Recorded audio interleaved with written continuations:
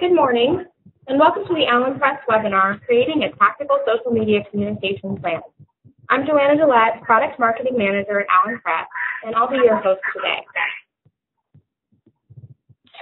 On your screen, you should see some general information about participating in today's webinar. I'm going to go over a few of these items very quickly before we get started. Our presenters will be answering questions at the end of the webinar. So if you do have questions, please use the chat function of WebEx to direct those questions to the webinar host, which is me.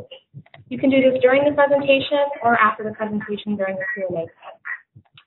We're using voice over IP technology to broadcast the audio for today's webinar. So please make sure you have the volume turned up on your PC if you're having trouble hearing. Voice over IP quality may vary depending on network traffic. So if you are having trouble hearing, please call in to listen to the webinar over our conference line. The toll-free telephone number and participant passcode for the conference line are listed next to the green telephone icon on this slide. If you do call into the conference line, please be sure to mute your telephone. You can continue the conversation with us and your fellow attendees after the webinar using the Discussions tab of the Allen Press Facebook page. Here you can post a comment, share an idea, or ask a question. And of course, we also encourage attendees to tweet during and after the event using the hashtag APWeb24.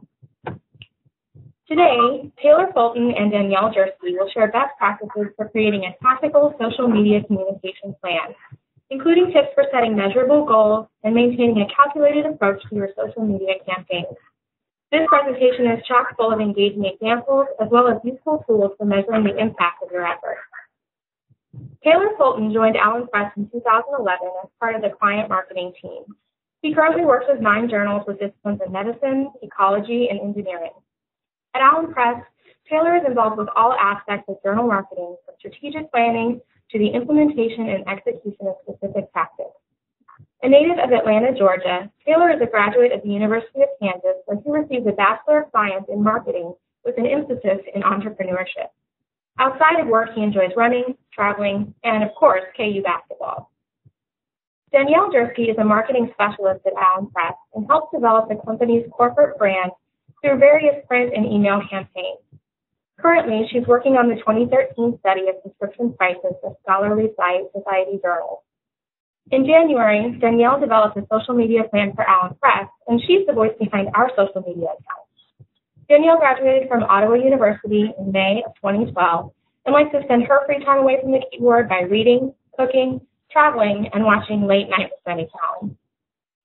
I'm going to turn the presentation over to Taylor and Danielle now, and please don't forget to send me your questions. Thanks, Joanna. I'm very excited to be back presenting at the Allen Press webinar series this year, and I'm even more excited to have Danielle with me today to tackle the ins and outs of a social media communication plan. Both Danielle and I hope this content is not only informative and interesting, but very helpful to your organization as well.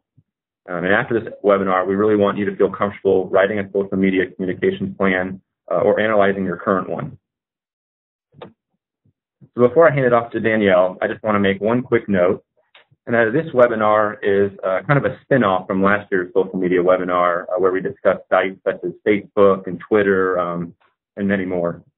And so while last year's presentation focused mostly on how to utilize each channel effectively, when to post, how many times a week to post, this presentation is going to focus more on your social media communication plan and really how to think strategically about it.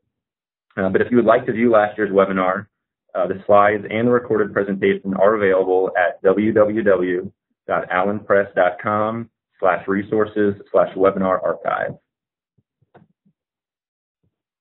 So this is the graphic representation of our Allen model, and Danielle and I use this model at Allen Press to develop social media communication plans. We're going to talk about this model in depth throughout the webinar, but I just really quickly wanted to introduce it and give just a little bit of background information about it before we got started. So without any further ado, Danielle is going to discuss some interesting trends in social media. Thanks, Taylor. We are living in a social world. Facebook is worth $5.1 billion. As of February, 200 million users are on Twitter. As of March, LinkedIn had 3,779 employees. As this cartoon illustrates, it can often be hard and confusing to navigate through the social media paradigm. Because social media is more important now than ever, treating and creating a plan exactly as you would any other company plan is becoming increasingly important. But before we go into how your organization can benefit from having a plan, let's look at a couple of studies.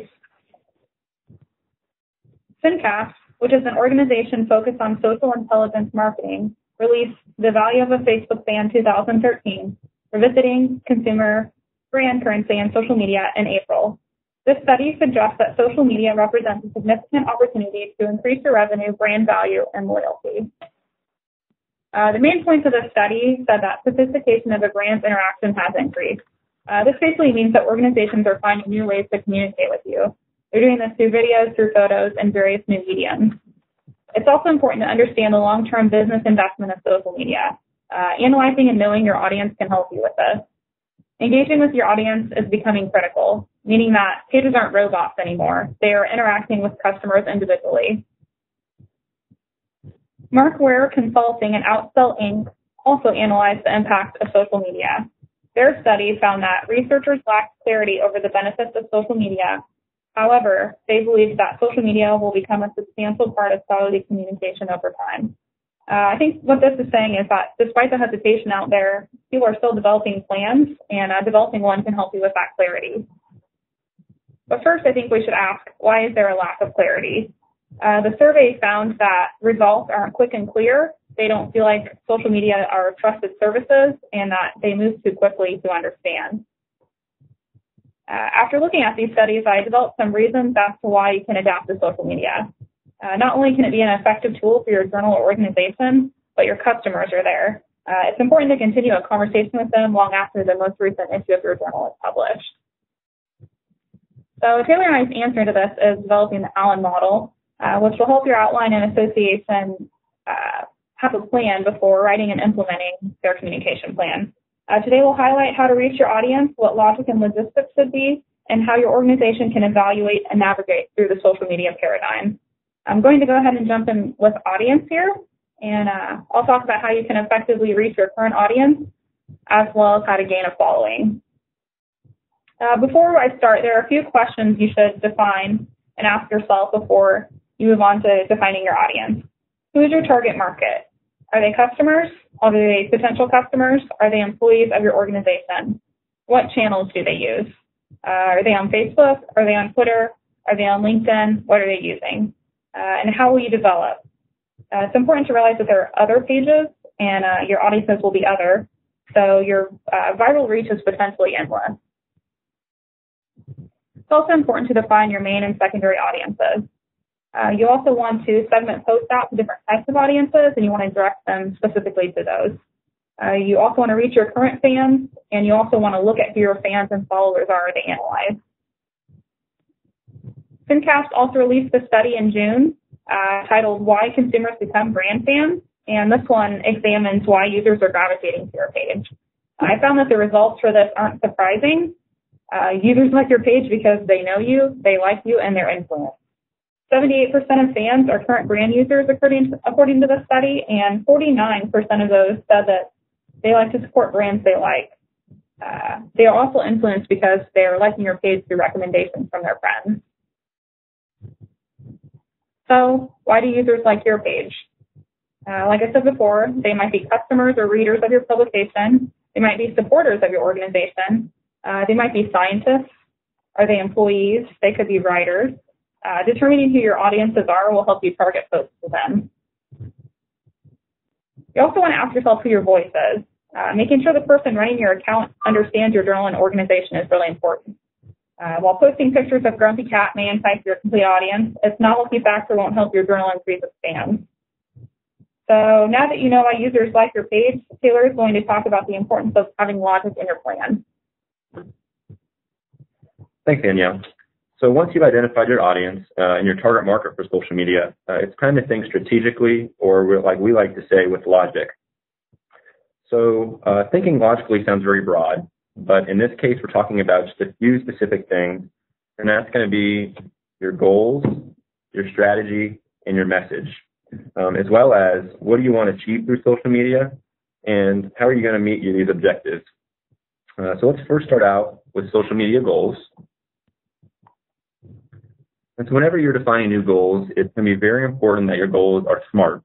And by SMART, we mean the acronym specific, measurable, attainable, realistic, and timely. Myself included, too often marketers rush through the goals part of a strategic communication plan in order to get to the fun stuff, the strategy, the tactics.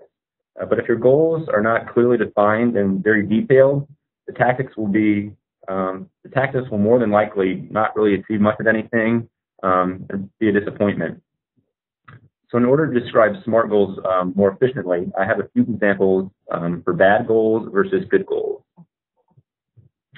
So bad goals, engage with current customers, improve brand awareness, increase web traffic. As you can see, these goals are very dull, they're very boring, they're open to interpretation, and they really fail to represent what you really want. They really don't achieve much of anything. And at the end of the quarter, end of the year, or whenever you're trying to track the results of your marketing efforts, it's going to be very difficult to gauge if you're really successful without having really SMART and specifically outlined goals. So these are some examples of good goals. Reach out to every current customer using social media channel by August 31st of 2013, or increase web traffic by 15% by January 1st, 2014.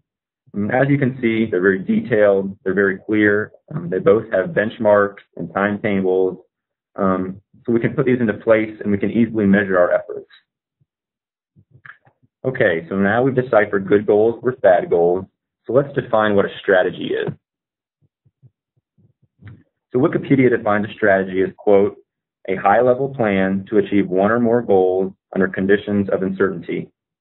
This is very straightforward. It's not complex, not overly confusing, but it's very important. So I'm going to say it again. It's a high-level plan to achieve one or more goals under conditions of uncertainty. So now that we understand the definition, kind of a tougher understanding is what's a social media strategy? And this is a question we often get asked, but again, the answer is very, very simple. So everything's social good. Media strategy should be exactly the same, or at least fit in with your overarching marketing strategy. So think of social media as a dynamic marketing channel. Your overarching strategies are going to be no different than your email, or your direct mail, or your public relations strategies. They're all going to be relatively consistent. Social media is going to have some differences just based on the capabilities of the medium and the audience that you're reaching. But I encourage everyone not to be intimidated or overthink your social media strategies too much when working on your communication plan. Just simply think consistency, and that'll be very helpful. So let's take a look at a short example. So this is the Society for Range Management 2014 annual meeting Facebook page.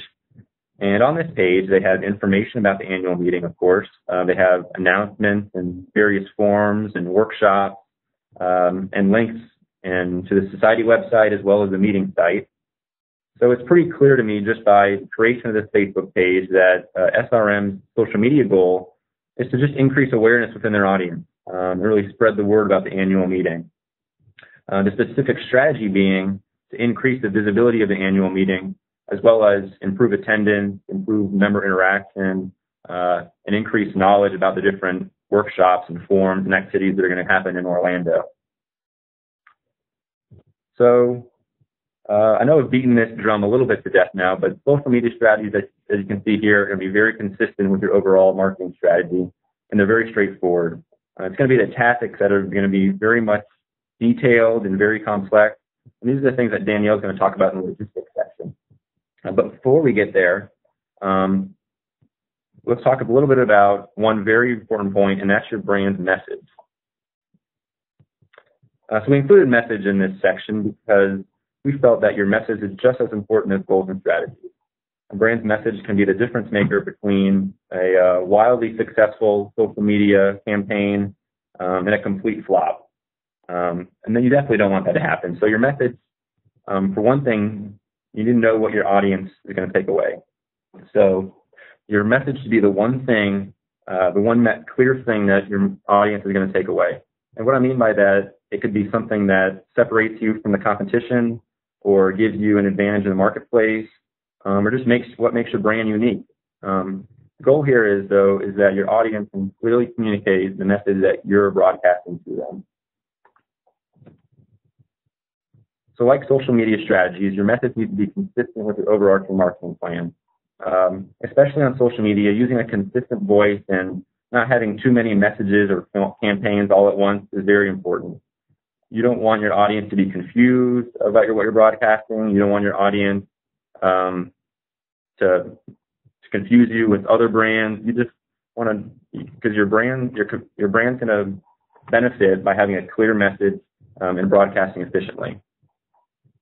Also, for every brand on social media, you need to be the subject matter expert.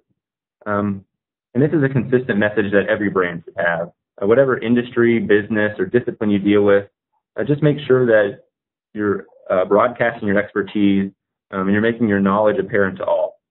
So, for example, let's say that you're the largest professional society dealing with the study of birds. So you want to make sure your audience and the general population as well, they know this.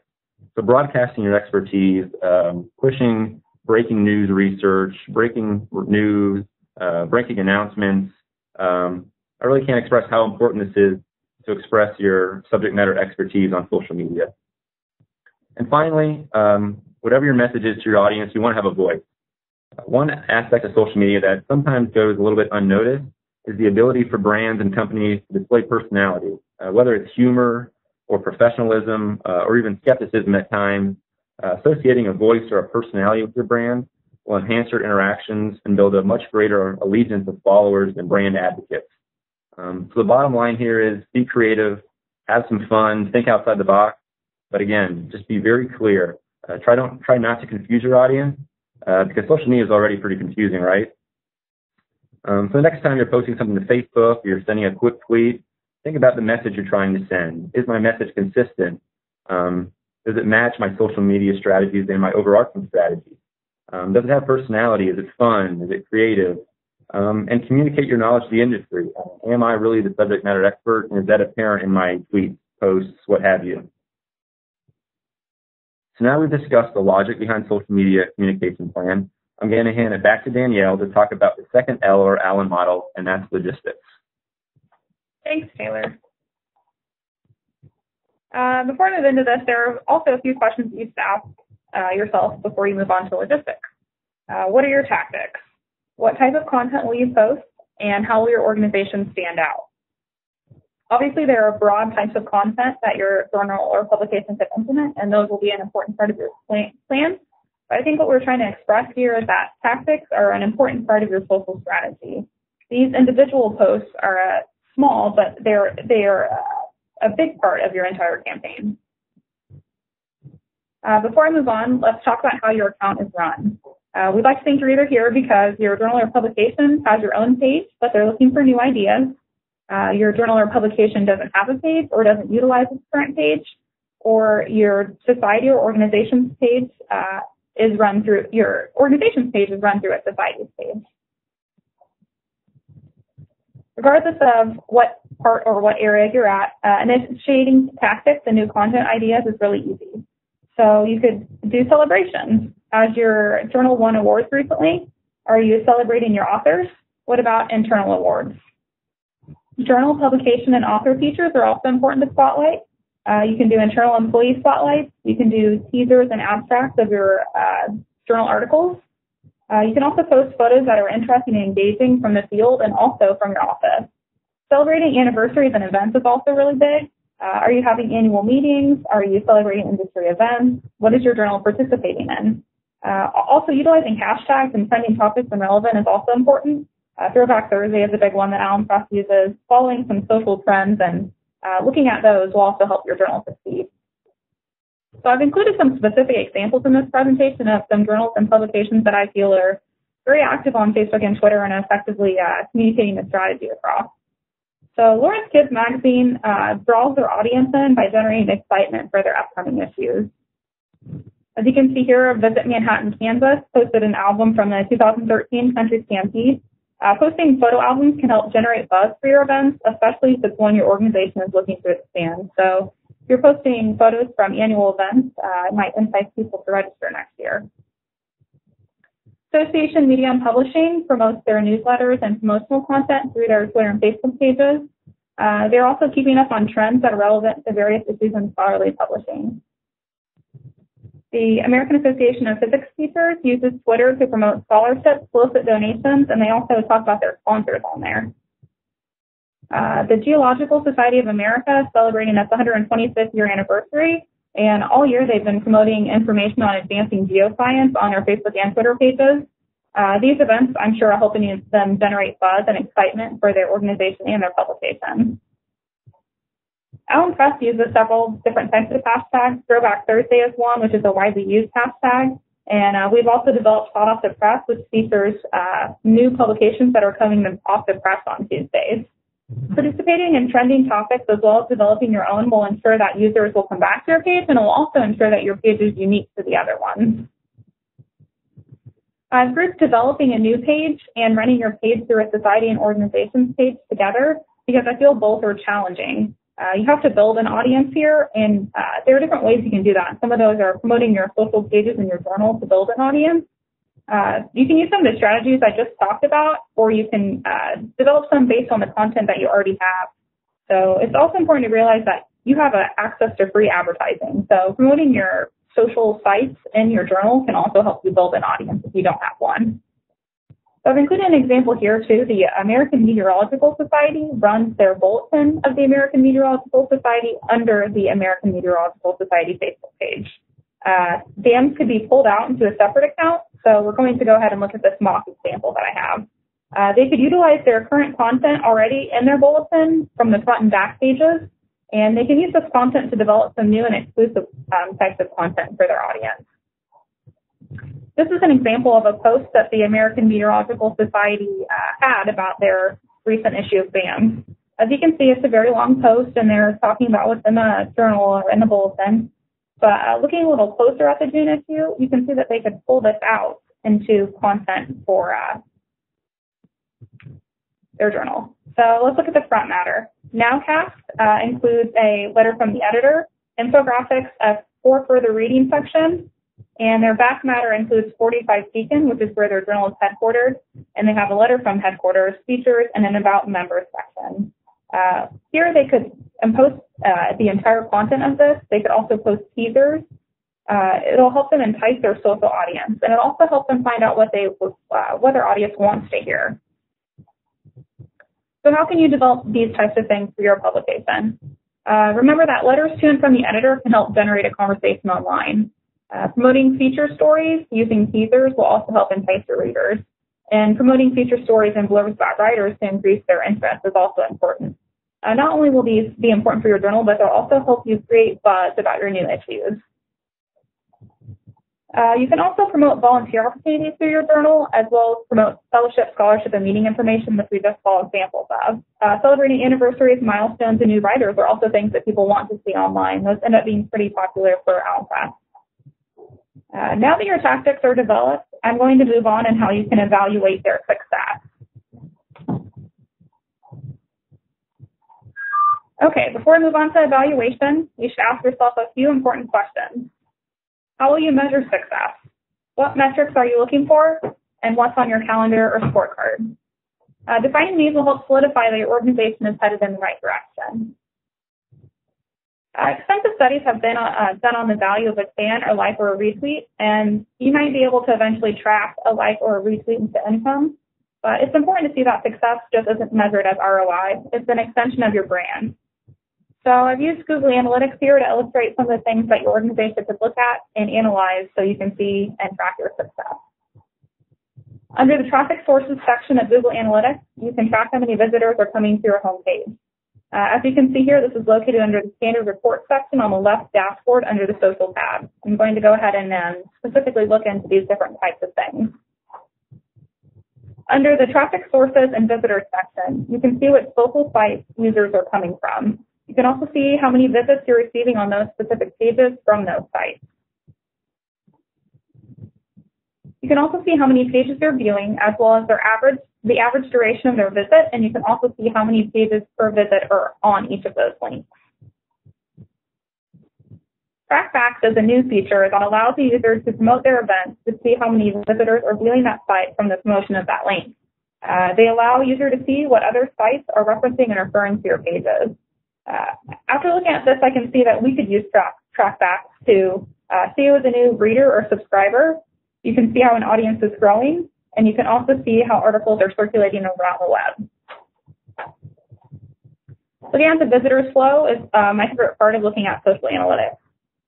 This can help in seeing not only which sites users are coming from, but where they start and drop off your website. This can help when deciding what content you want to post on social media. Here you can see that users are coming from LinkedIn, and they might bounce to our homepage, and then they might be looking at our open positions or our publications section. Landing pages can help you determine content as well. Here you can see that users visit our homepage the most. They also might be interested in what our journals or publications are doing. And so doing that can definitely help you determine what types of content you want to post. It's also important to note that Google Analytics offers how-tos if your organization really wants to calculate their ROI or their rates per click or their margin, and this is available on their website. But not everyone has access to Google Analytics. So if your journal or organization does not have that access, there are other ways to track the impact of your site. There are some free types of analytics you can get from Facebook, and you can analyze organic, paid, and viral reach. Like I said, they're available under the Insights tab. They allow you to see the reach of a post, how many users are engaged, and how many people are talking about a post. And as you can see here, you can see that we have organic, paid, and viral. So the viral reach increases as your post is shared. This is a picture of our CEO, Gerald. One of our tactics was Alan Press photo booth. And as you can see here, he received 10 likes and 190 people saw this post. Administrators can see the reach of a post when they view their Facebook wall. All of these analytics can be downloaded into an Excel document and sorted out so organizations can really keep track of this type of thing. Analytics are also available on WordPress, YouTube, and LinkedIn, and as of this week, they are available on Twitter. You can specifically track where your users are coming from and what tweets are popular. Developing a scorecard and calendar is also an important part of the evaluation process.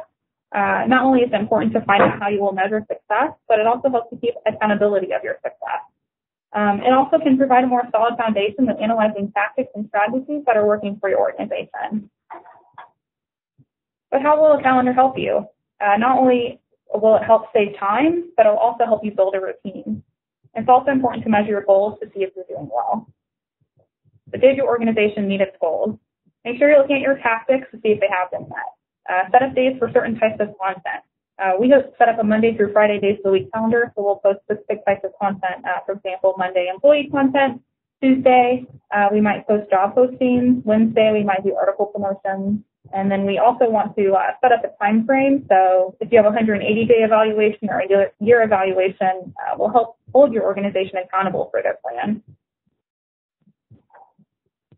Okay, now that your audience is defined, your tactics are clear, and you're an expert on Google Analytics, I'm going to hand it off to Taylor to help you navigate through the changes in platforms and social media. All right, so the final letter of our Allen model is N, which is for navigation. So the landscape of social media is constantly changing. There's new platforms, new communication tools, challenges, methods, strategies. These seem to arise every day, and sometimes just in the blink of an eye. So navigating these changes is going to be paramount to the success of your social media communication plan. So the problem is that there's no solidified blueprint that guarantees social media success for everyone.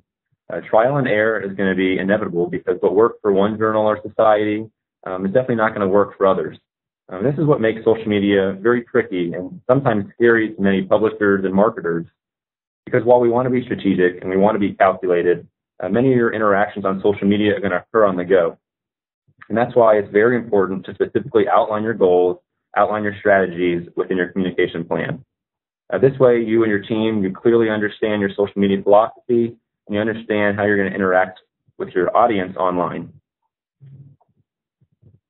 So before we get into how to navigate a new social media channel or emerging trend, I want to share some trial and error variables you can adjust and track for effectiveness. So the first variable is time. This could be time of the week, it could be time of the day. Is it Friday mornings? Is it Saturday night?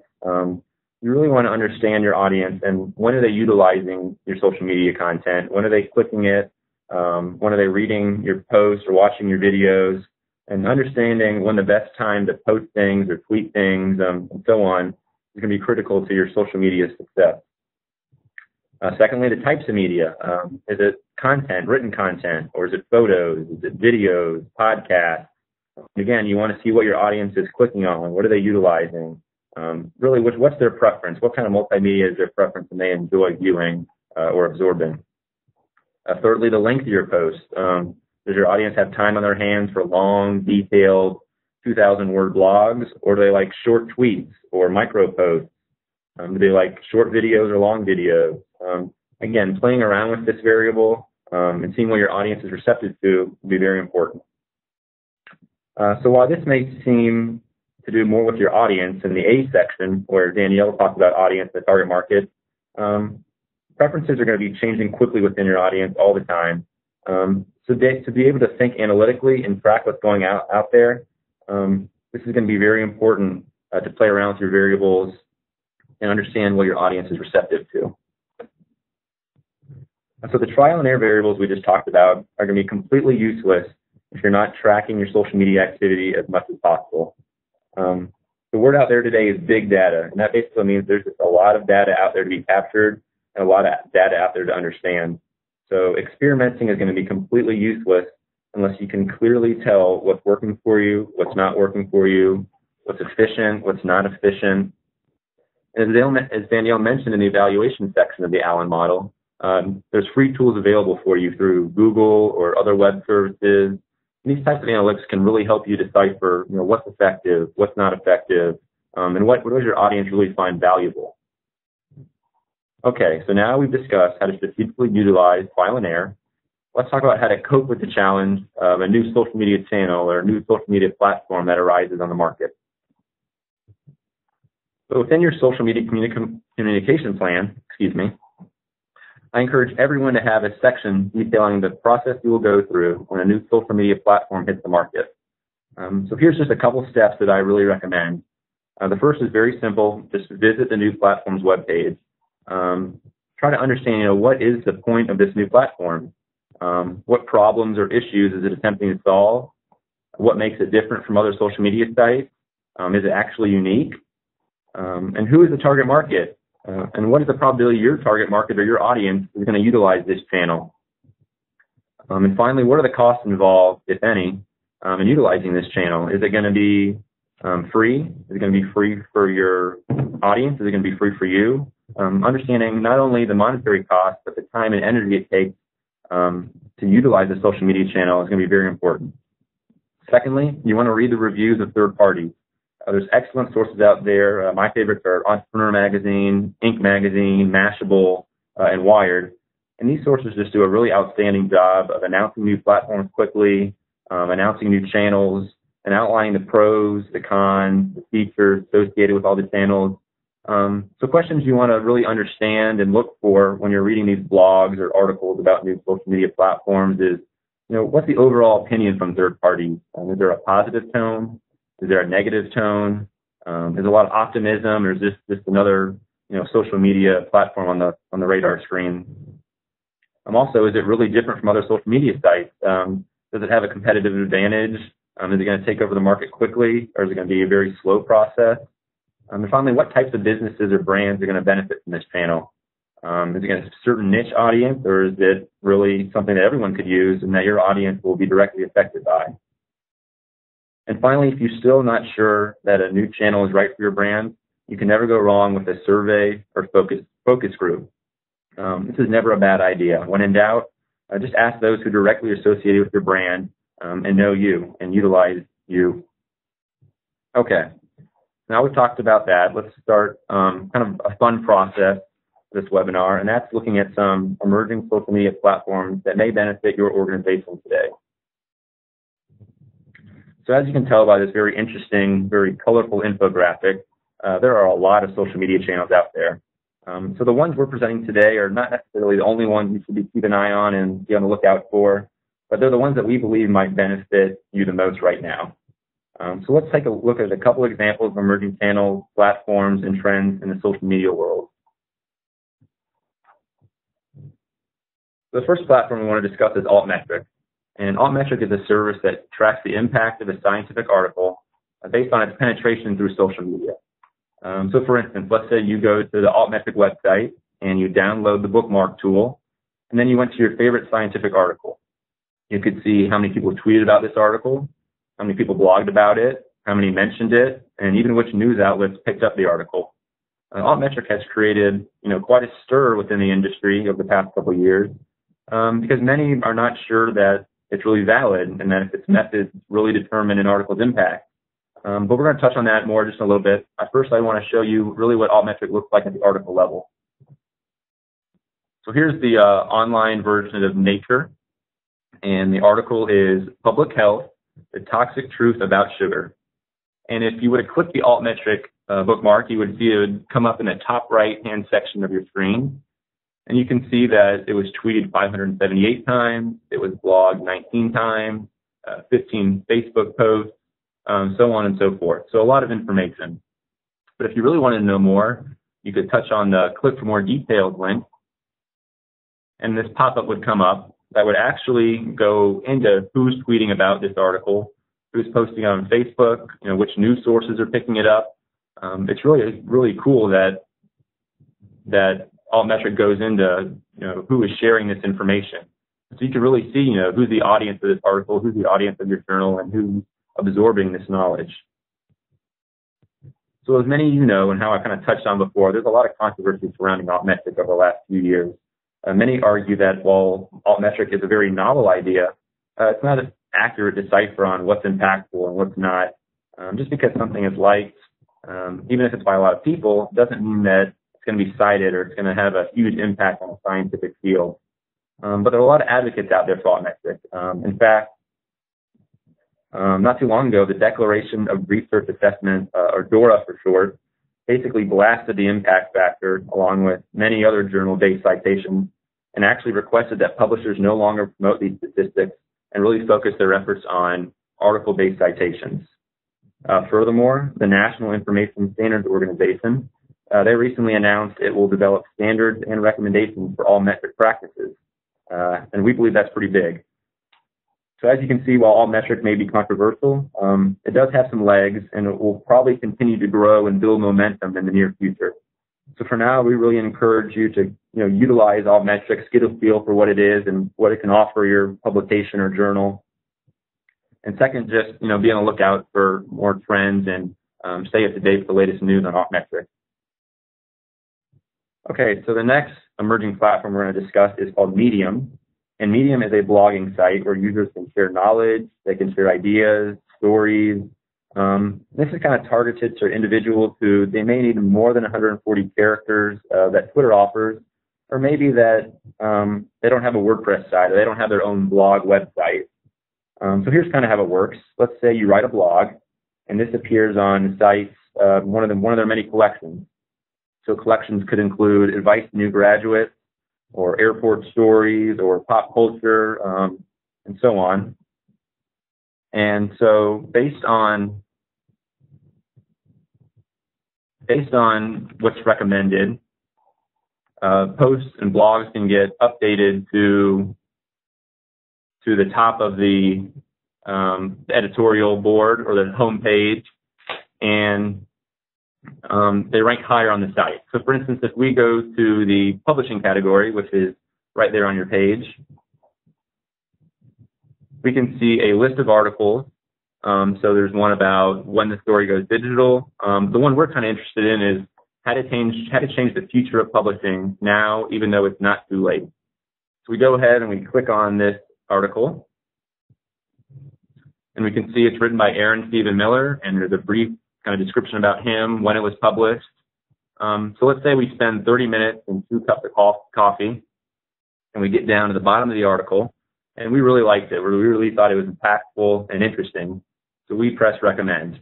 And what recommend basically does is, like I said, it ranks it higher within the Medium platform. So now it might move up on the publishing category, it might move to the editor's page, and it might even move to the home page of the website. So recommendations are really what drives a blog or an article on Medium. The next social media platform I want to discuss is Tripify. And Tripify is my personal favorite emerging platform, basically because I think it's so cool and I think it really could impact the e-commerce market. So Tripify is very similar to Amazon's one-click payment system, except that Tripify implements this philosophy through social media, specifically Twitter, Instagram, and Facebook. So because it's such a cool idea and I really like it and it has a lot of possibilities, I just want to show a short video from the Tripify website, kind of giving you more information about the service. Hi, I'm having a latte in my favorite coffee shop. I'm also buying and selling stuff on Twitter, Instagram, and Facebook. My friend just bought me this. I don't have any cash, and I hate owing him money. So I'm using Tripify to pay him back. Tripify is the easiest way to buy, sell, and transact in-stream on social media. No more add to cart, no more proceed to checkout. Tripify turns my replies into cash. Hang on a sec. I just sold one of my illustrations. Pleasure doing business with you, at Pony Biscuit. Oh, this is cool. Green Day just announced a new album a few minutes ago, and I already bought it. No credit card forms or anything. Just reply with the word buy. So easy. Tripify is also a great way to fundraise. Check it out. Now I'm helping keep the woolly spider monkey off the endangered species list. What? They're adorable. Oh, Mark John's is selling prints on Facebook. How about this one for Sarah?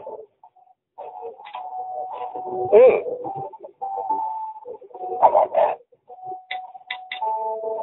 Oh. Now, if you'll excuse me, I have to go find a bar. My friend in Barcelona just bought me a drink. Buy, sell, raise money, donate, pay in-stream in one reply. That's Tripify. Now on Twitter, Instagram, and Facebook.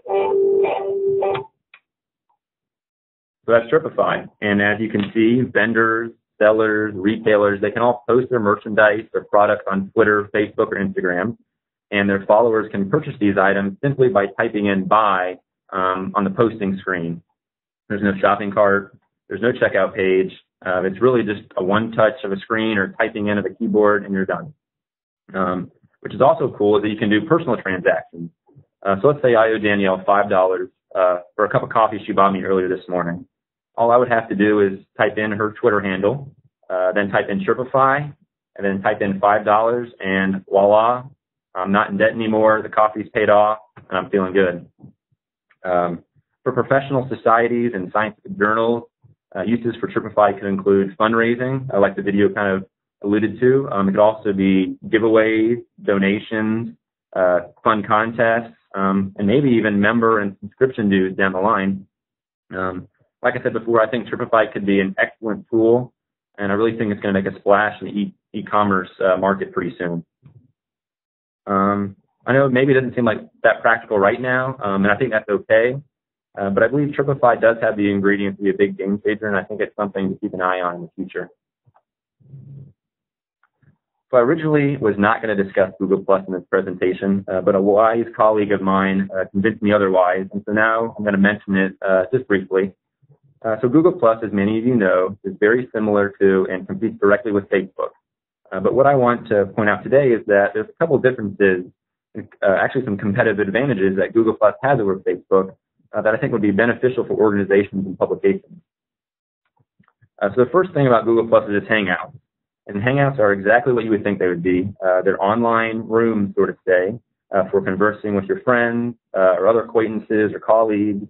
And each Hangout can hold up to 10 individuals and offers either text chatting or video chatting for free within the Google Plus social network.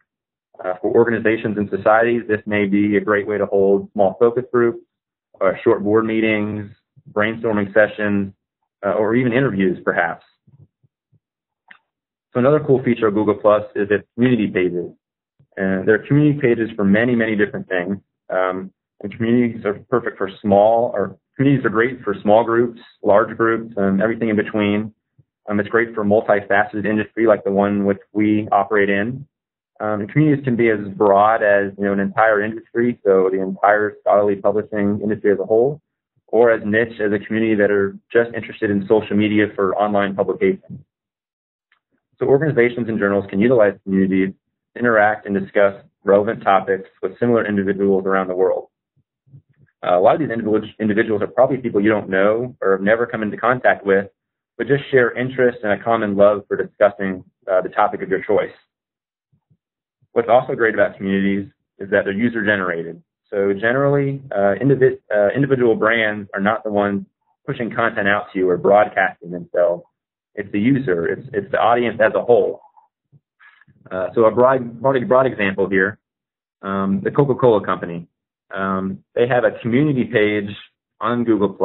They have nothing to do with. It's all user-generating postings, user pictures, user videos, testimonials, short blogs, really just everything about their favorite soft drink, whether it be pictures of soda cans, soda bottles, videos of them drinking Coke with their family, and so on. So like I said before, while Google+ isn't exactly an emerging social media channel, it's certainly one to keep an eye on as it continues to grow and kind of penetrate the market. It also seems to cater much better to scientists because of the niche circles and communities that it provides, where people can discuss research, emerging trends, and other topics within a given industry. So Google+ also seems to be a lot more flexible than Facebook, allows a lot more freedom for its users, whether it be sharing information or just really establishing themselves online. Like I said, it's very flexible and seems to have less rules than maybe Facebook does. Okay, so the last social platform we're going to discuss is Academia.edu. And Academia.edu is a social network for researchers, for academics, scientific authors. According to the website, there's approximately 3.7 million registered users as of right now, and this seems to be growing at a moderate pace. Academia.edu encourages individuals to share knowledge, share research, share their published papers, and most recently they've actually encouraged data sets to be shared. And after some research, it seems like the theory behind this is that the more people that analyze data and the more eyeballs on the data, the more accurate the conclusions are going to be. This could hopefully eliminate any predetermined biases or opinions or maybe just general mistakes that researchers stumble upon during the research process. So let's take a look at what Academia.edu looks like. As a proud KU alumni, I went ahead and typed in the University of Kansas into the search bar. And this gave me a list of all the KU departments that are available on Academia.edu. And I decided to choose the geology department, really for no particular reason other than I took a class in geology as a freshman and enjoyed it somewhat. So here you see there are 20 individuals registered on the site. And they could be faculty members and professors that you see here. Or if you could scroll down, you can find assistant professors, graduate students, and even some undergrads at the bottom. You can also see the type of research they're interested in or practicing currently. So, for instance, Gwen McPherson looks like she's interested in hydrogeology and aqueous geochemistry. And if you were to click her profile, you could even see Gwen's published papers, her interactions with colleagues, and other things she's interested in within the discipline. So other than reviewing people profiles at the University of Kansas in the geology department, you can see published papers from the department. And as you can see, there are currently 198 articles listed here from journals like PLOS One and the Open Paleontology Journal.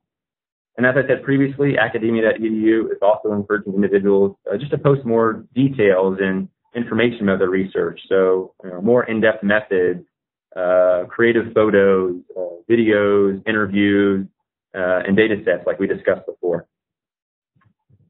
So while Academia.edu is kind of a niche audience, we do believe that for organizations, scientific journals, and professionals like yourselves, that it might be a great way to interact with people within your industry or within your scientific topic.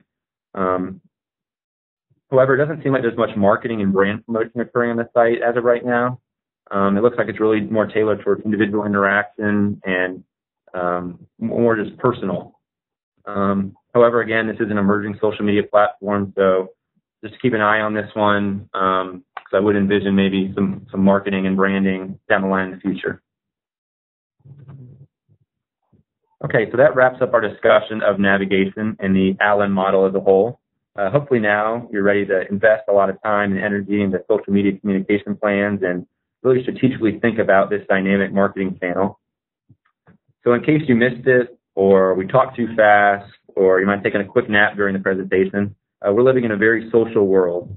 Recent studies have shown that nearly 50% of individuals ages 18 to 35 utilize social networks as their go-to source for internet discovery. And this is according to the Forrester Research Group out of Cambridge, Massachusetts. So as you can see, social media is just becoming a very powerful tool, a very powerful resource for all kinds of products, companies, and brands. While your audience right now may not be as in tune to social media, I can guarantee you that your student members and the millennials within your organization definitely are. And it's just very important to start strategically thinking about social media now and how it can benefit your organization. So we really encourage you, please don't wait. Get on social media bandwagon now, do research, think strategically, because if you don't, then it's going to be very difficult to get a grip on what's going on in the future. And if you're one of those who may think that social media is a waste of time, there's no ROI, what's the point? I just encourage you to think about it this way, that the ROI of social media is that your brand, your product, or your company may exist in 10 years. And that's from Eric Qualman, who's an advocate of social media and the creator of the Social Revolution YouTube videos. So before we wrap up and take some questions, I really just want to go over the Allen model one more time. So first, you want to identify your target market and determine who's your primary and your secondary audience. And then comes the logic and the logistics sections with the goals, the strategies, your message, the tactics, as well as who is running your social media account and what are the scorecards and schedules you're going to implement. And finally are the evaluation and the navigation sections of the social media communication plan.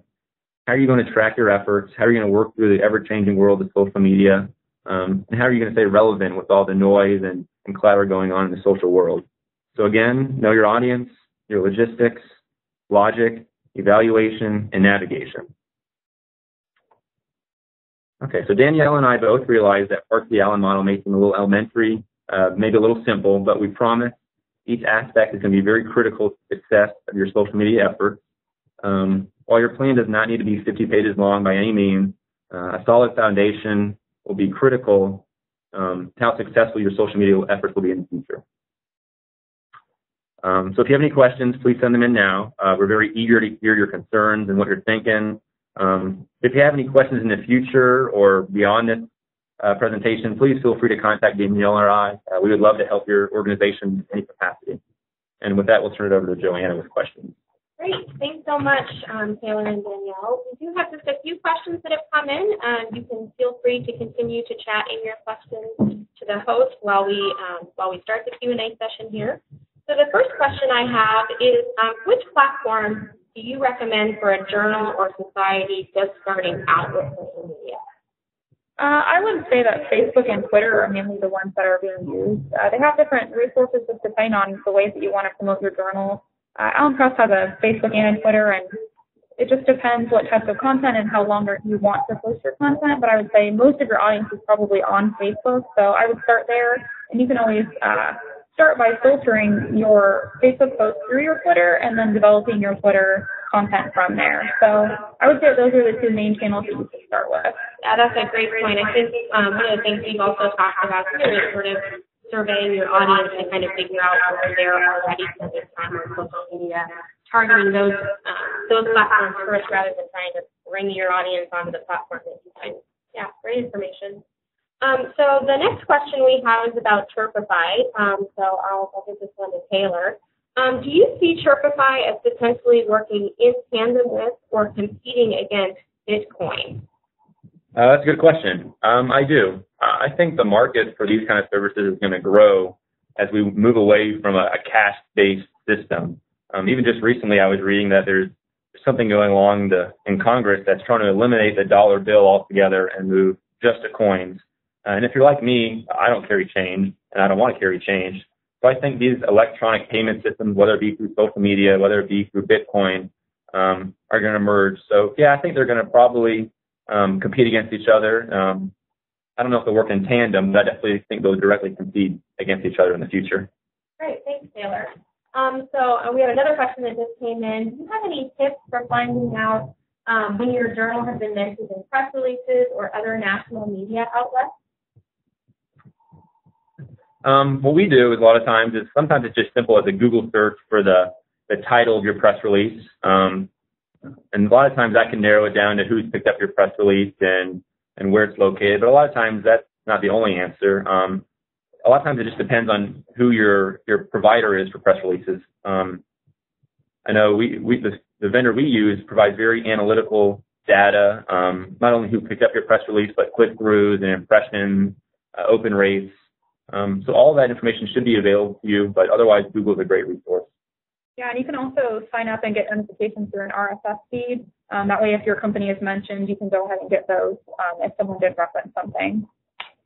Great. So we did have somebody ask about making the presentation available. We'll make both the Prezi and the video of today's presentation available on our website, and we'll send you guys an email when that's done so that you know it's up. We should have it up by the end of this week or early next week. So this is a great question. How much time is typically needed for managing your social media account? I think it all depends on what types of content you want to post.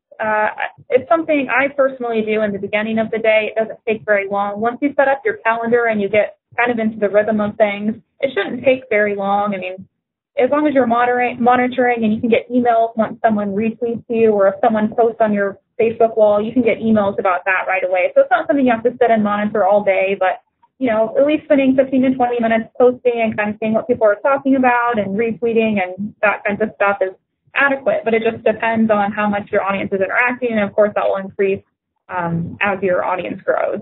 Yeah, and I think really kind of putting forth the effort to do some of the things that you guys suggested today and putting forward a plan is going to help you reduce the amount of time that you spend on this on a daily basis, because you already know what you're going to do every day. You've got a calendar for your tweets, and you're not sitting there trying to go, I need to be on social media. What do I do today? Definitely. All right.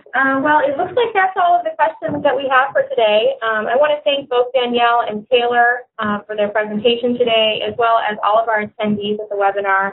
I do hope that you enjoyed the presentation and that you'll be going away today with some ideas for approaching your social media outlets in a more strategic manner. As I said before, we'll be sending out an email with links to both the slides and video of today's presentation, and that will also include a brief survey. Please do take a few moments to complete the survey. We're always looking for your feedback on how we can improve future webinars, as well as suggestions for future topics. And don't forget, just because the webinar is over, that doesn't mean you can't continue the conversation on both Facebook and Twitter. You can continue to use the hashtag ATWeb20.